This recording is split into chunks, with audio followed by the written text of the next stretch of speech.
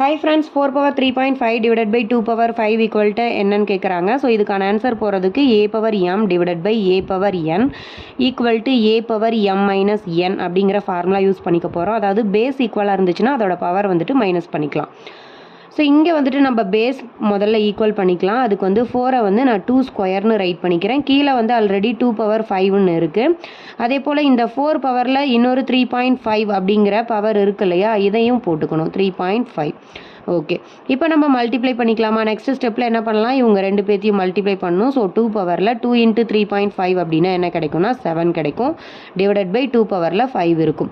So இப்போ base equal பண்ணியாச்சு. அதனால் பவர்ஸை வந்து நான் மைனஸ் பண்ணிக்க போகிறேன். 7 minus 5. இப்போ மைனஸ் பண்ணோம்னா 2 பவரில் 2 கிடைக்கும். 2 power 2னா ஆன்சர் என்னது 4. ஸோ 4 தான் என்னது ஃபைனல் ஆன்சர்.